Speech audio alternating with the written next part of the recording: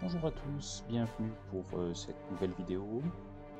On va aujourd'hui faire le tutoriel de Panzer Corps. J'ai commencé cette semaine un let's play en anglais et donc je pensais vous faire quelques vidéos en français pour vous expliquer le fonctionnement du jeu. Je prends donc la campagne tutoriel.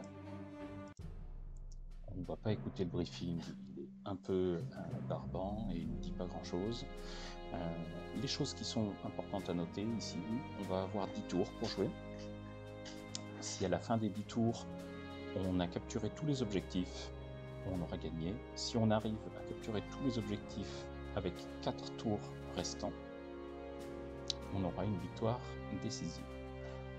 Dans la plupart des campagnes, je ne sais pas à quel point c'est vrai dans la campagne tutoriel, à mon avis, dans la campagne tutoriel il n'y a pas d'incidence, mais dans la plupart des campagnes, le fait d'avoir une victoire décisive permet d'avoir accès à certains scénarios auxquels on n'aurait pas accès si on avait juste une victoire marginale.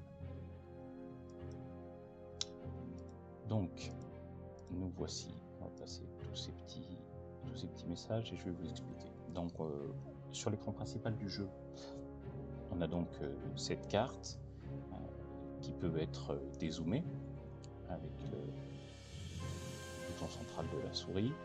Nos unités sont représentées par des petits personnages, des petits tanks, des petits véhicules. Sur la carte, on va voir des points avec des drapeaux qui sont les points de victoire. Nous devons nous contrôler tous les points de victoire. On voit qu'il y en a 3. Un ici qu'on a déjà, et ces deux-là. Donc on ne doit pas perdre celui-là, et il va s'agir de capturer ces 2 points de victoire. À notre disposition, on a pour cette partie 4 unités d'infanterie et une unité de panzer. La taille des unités dépend un petit peu des scénarios, il n'y a pas vraiment de taille fixe. Ça peut aller sur certains scénarios d'un régiment à une brigade, donc on est à un niveau qui est plutôt opérationnel. On dirige, chaque unité représente quand même un bon paquet d'hommes et de matériel. Le chiffre qui est marqué en dessous indique la puissance de l'unité. Plus elle va prendre des dégâts, moins elle va être puissante. Si jamais ce score arrive à 0, on perd l'unité. On va commencer par essayer d'avancer un maximum de nos unités pour aller vers ce premier objectif. Nos unités peuvent bouger et tirer dans un même tour. Par contre, leur phase de mouvement ne se passe qu'en un seul coup. Donc si je bouge d'une seule case, je ne pourrai pas bouger de la deuxième case après. Ici, je vais m'avancer le plus vite possible. Je prends cette deuxième unité d'infanterie qui va faire la même chose. Cette troisième unité d'infanterie qui, elle, bénéficie d'un camion. Et donc on voit que je peux avancer de 3 cases sur la route à pied, ou alors si je veux avancer le plus de cases, elle va automatiquement être en camion. Je vais faire ça. Ce qu'il faut savoir, c'est que les unités, quand elles sont dans un camion, sont beaucoup plus vulnérables à des tirs d'artillerie. Ici par exemple on a une artillerie, mais elle est très loin, on ne pourra pas nous tirer dessus. Des tirs d'artillerie, ou alors à des attaques, à des bombardements. On a notre blindé qui va avancer au maximum, et une autre unité qui elle aussi va avancer au maximum. Les autres choses qu'on peut potentiellement faire dans notre premier tour, ça va être dépenser notre prestige. Le prestige, c'est quelque chose qui est très important, c'est une sorte de monnaie en fait dans le jeu qu'on va gagner en réussissant les scénarios. On gagne plus si on réussit à avoir des victoires décisives. Et avec ce prestige, je vais pouvoir réparer mes unités entre 2 scénarios, ou alors acheter des unités. Là, on voit qu'il me reste 0 slot, 0 emplacement disponible pour des troupes, donc je ne peux pas acheter de troupes pour l'instant. Je pourrais probablement à la fin du prochain scénario. Je vais passer le tour. L'ennemi ne fait rien, surtout dans ce premier scénario où on est vraiment en mode tutoriel. Et nous allons arriver à la première chose que je vais pouvoir faire. Donc je vais continuer à faire avancer mes unités. Là vous voyez, quand je mets la souris aux endroits où je pourrais attaquer, ça me donne une prévision. C'est une projection statistique, c'est pas exactement ce qui va se passer, mais ça me donne une prévision de ce qui pourrait se passer. Et là on voit que si je viens là et que j'attaque, je vais subir 3 dommages, je vais perdre 3 de puissance probablement, mais je vais infliger 5. Dans un premier temps, je vais déjà déplacer mon unité, on voit qu'elle pourrait tirer, je vais déplacer une seconde unité, et là déjà on voit qu'il y a quelque chose qui change.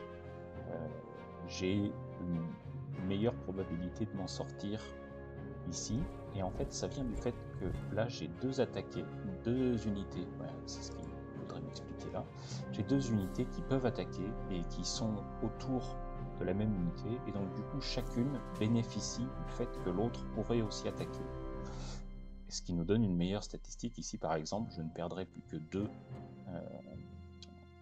points de force sur mon unité et j'infligerai toujours 5. On va continuer à amasser des troupes ici. On voit que là, pour l'instant, ma projection statistique ne change pas. Je vais avancer. Je ne vais pas avancer cette troupe pour l'instant. Je vais du coup déclencher la première attaque. Et là, vous voyez que la projection qui a été proposée n'a pas du tout été effective. Parce qu'en fait, chaque combat est résolu avec un facteur aléatoire. Et donc, il est important d'avoir des projections les plus optimistes possibles avant d'attaquer, parce qu'on peut avoir des déconvenus comme on vient d'avoir ici. Maintenant, cette unité-là est affaiblie, et donc, du coup, on se retrouve encore avec un vrai problème ici. Mais je finis par réussir à détruire complètement l'unité qu'il y avait là. Je vais maintenant amener mon unité en camion à l'intérieur, ce qui va me permettre de capturer cette partie-là. Une autre chose qu'on n'a pas vue, on va le regarder sur le prochain tour. Mes unités, vous voyez en fait, cette unité de Panzer va pouvoir aller plus loin si elle suit la route que si elle monte par ici par exemple, ou ici, parce que chaque case en fait est représentée par, il y a un type de terrain dans chaque case. Par exemple ici, on le voit, c'est marqué là, le terrain est clair. Ici, on est dans un terrain agricole, on pourrait dire. Ici, c'est clair. Ici, on est dans des collines. Et en fait, chaque type de terrain va avoir un impact sur les mouvements et les combats. Notamment, les hexagones de ville ont un impact assez important sur les combats, puisqu'on est dans des petits espaces clos dans lesquels l'infanterie va avoir beaucoup plus d'avantages que les tanks, qui peuvent être engagés corps à corps et détruits à coups de cocktail Molotov.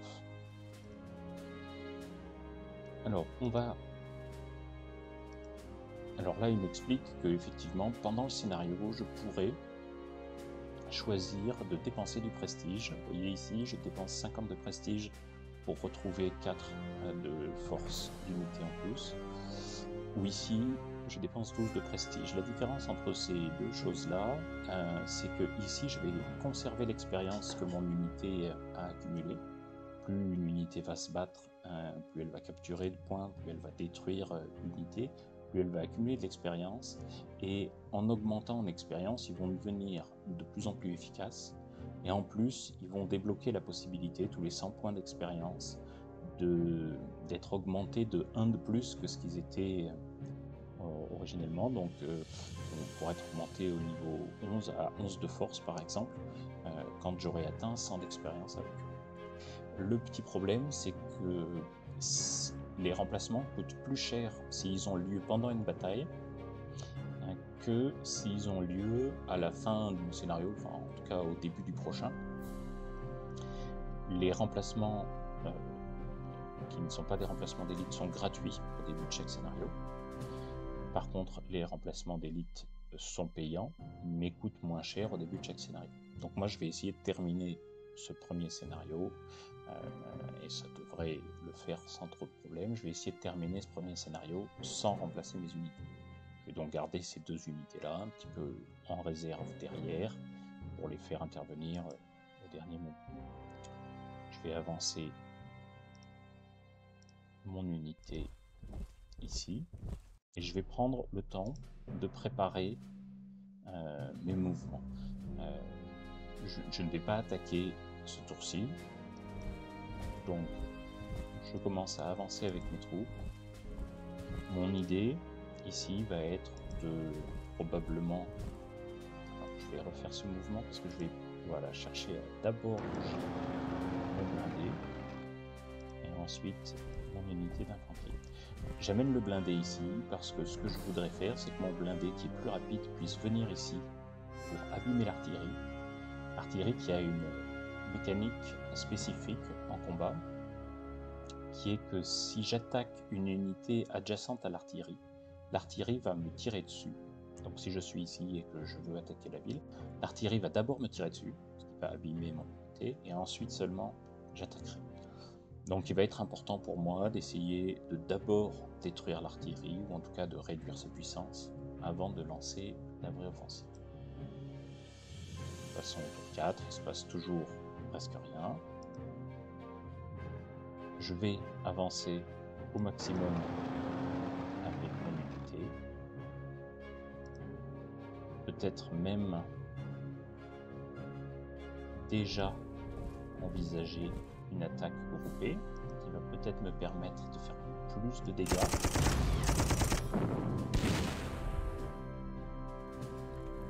Alors, il s'est passé quelque chose. Cette unité a effectué une retraite. Quand une unité perd plus... Enfin, il y a un autre facteur qui rentre en compte, mais on le verra plus tard, je pense, dans d'autres scénarios. Quand une unité perd plus que la force qu'elle a, plus de la moitié, pardon, de la force qu'elle a, enfin, au moins la moitié, elle va faire un mouvement de retraite. Si jamais elle ne peut pas faire ce mouvement de retraite parce qu'elle est entourée, tout simplement, elle va se rendre et compter comme une perte. Je vais donc maintenant continuer à avancer avec mon infanterie, espérer terminer cette artillerie, avancer maintenant avec mes deux unités d'infanterie et déclencher les deux attaques. Je pense qu'elles doivent avoir les mêmes valeurs. On est à moins 2, moins 4 ici, on est à moins 2, moins 5. Je vais commencer par celle-ci en espérant faire plus de dégâts. Ça n'a pas vraiment fonctionné comme je l'aurais voulu. J'essaye avec celle-ci. Je subis des dommages assez importants, mais je vais pouvoir... Malheureusement, j'ai bougé toutes mes unités, donc ce tour-ci, je ne peux plus effectuer de mouvement. Je vais donc passer le tour, mais l'ordinateur ne va rien faire, et donc là, à notre tour, on va éventuellement regarder quelle est notre unité qui a le plus d'expérience, parce que si on a une unité qui est pas loin de passer, je vais parler en unité. J'ai pas d'unité qui est pas loin d'avoir 100. Celle-là, elle a déjà 100. Celle-là, elle a 38. Celle-là, elle a 42. Celle-là, elle a 38. Ben, je pense qu'on va faire prendre la ville par ceux qui ont 42.